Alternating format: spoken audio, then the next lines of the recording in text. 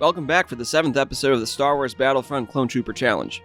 The channel recently hit 500 subscribers, and I'm so thankful that you guys have been tuning into these videos and commenting nice things. It really makes my day. Since we're at the halfway point in the challenge, I thought it'd be nice to do a quick recap of the previous 6 episodes and see how many Clone Trooper lives we have left. If you've already watched those recently, then you can go ahead and skip this section by using the chapters in the video description. Okay, so the rules for the challenge are still the same.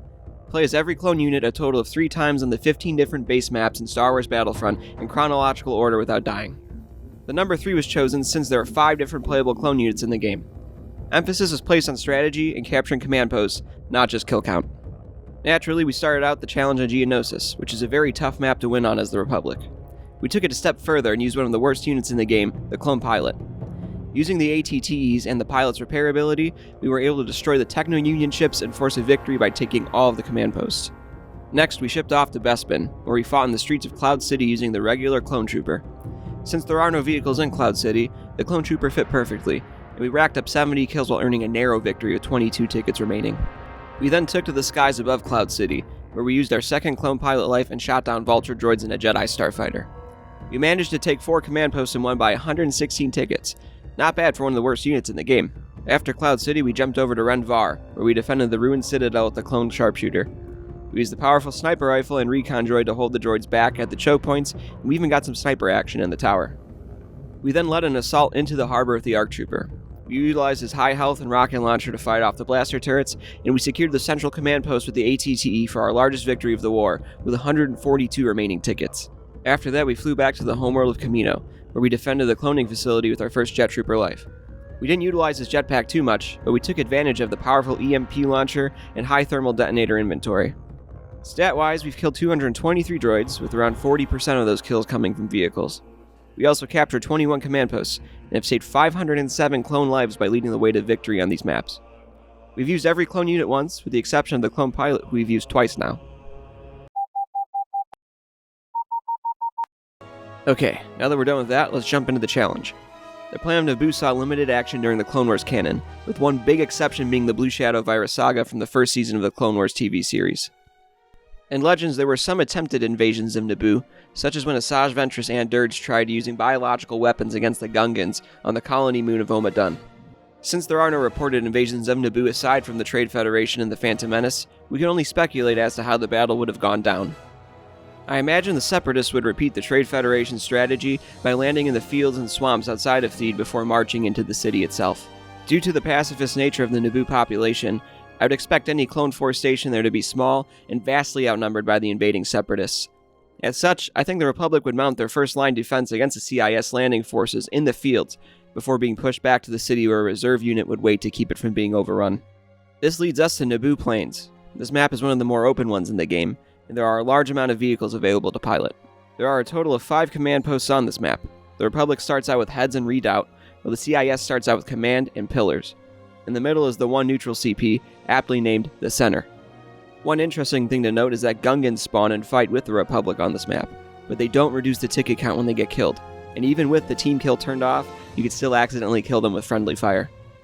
The main vehicle spawn points are Redoubt and Command, which are located on opposite sides of the map. Each side gets 3 tanks and even a few Kadu, although the AAT has a very strong advantage. Its armor is stronger, its blaster turrets are more powerful, and the cannon is one of the strongest weapons in the game.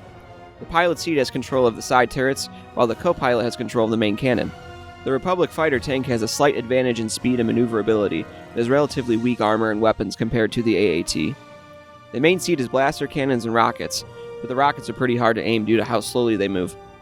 The gunner seat controls a beam turret, which is also pretty hard to aim, and honestly doesn't do that much damage. While the fighter tank is one of the best vehicles in the game for fighting infantry, it can't compete against enemy vehicles. A small group of blaster turrets can quickly destroy the tank, even with the Clone Pilot repair ability. This makes it really good for quickly capturing command posts and then moving on. Due to the amount of tanks, I knew this would be a really good map to use the ARC Trooper on. While the rocket launcher by itself isn't enough to efficiently take out tanks, combining it with the firepower of the lightly armored fighter tank would allow us to defend against AATs while capturing command posts. The ARC Trooper also has slightly more health than the other units, so I'd be able to survive firefights if it came down to it. When developing the strategy for this map, I quickly found out that the CIS would take the heads at the start of the map. It is simply too difficult to defend, especially with how close it is to the enemy vehicle spawn. I had to make up for this by going for the center and pillars. Both of these command posts are very defendable against infantry, so I'd have to take caution when getting in and out of the fighter tank. Starting out, I immediately headed for the center. I needed troops to spawn on it as fast as possible to defend it against the droid forces. Mount up! Yes, sir. Right away, sir.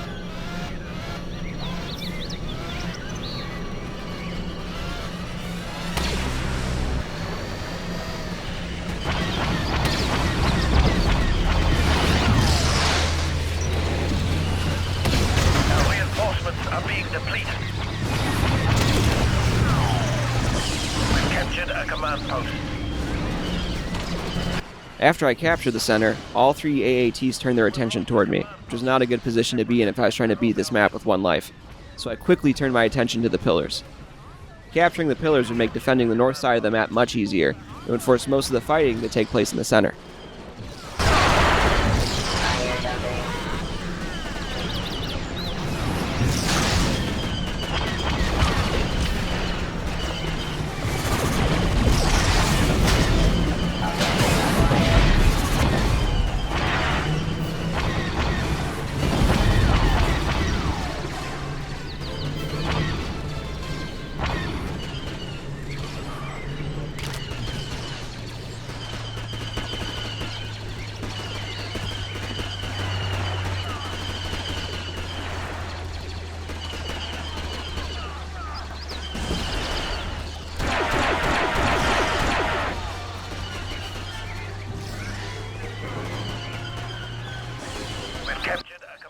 After taking the pillars, the CIS retaliated by taking the heads, which was expected.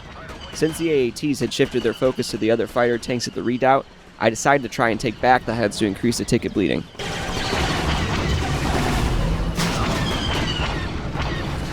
We've lost the command post.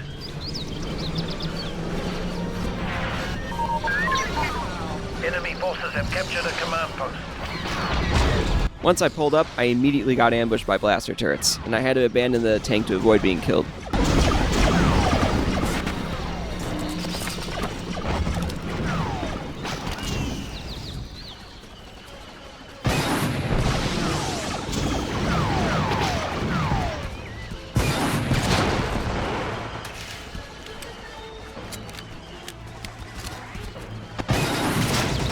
I took out both blaster turrets with my rocket launcher and started to take back the heads for good.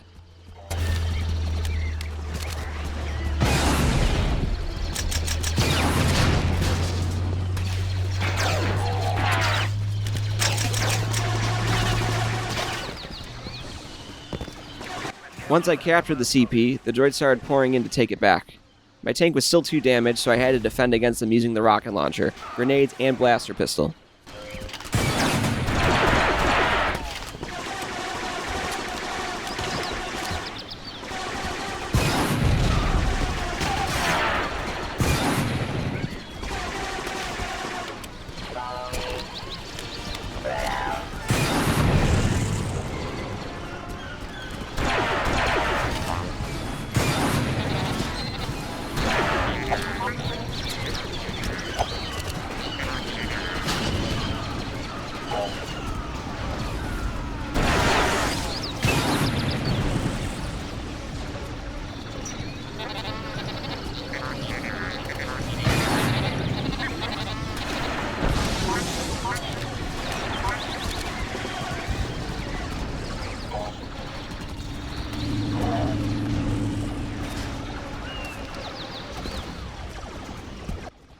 At this point, we now had a 60-ticket advantage since we controlled 4 of the 5 command posts, so I decided to get my tank repaired and go after the remaining droid forces. I made my way to the command to capture it, and we quickly achieved victory by wiping out the remaining battle droids.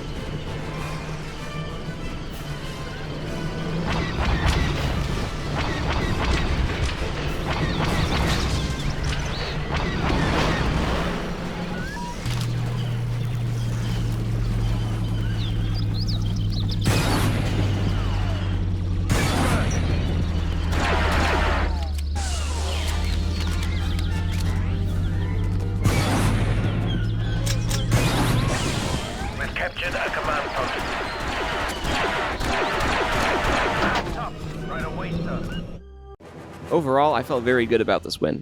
I didn't rely too heavily on the fighter tank, and I was able to hold off against the larger droid forces with just the ARC Trooper. I only ended up with 28 kills, but took 4 command posts and completed the map in just 6 minutes.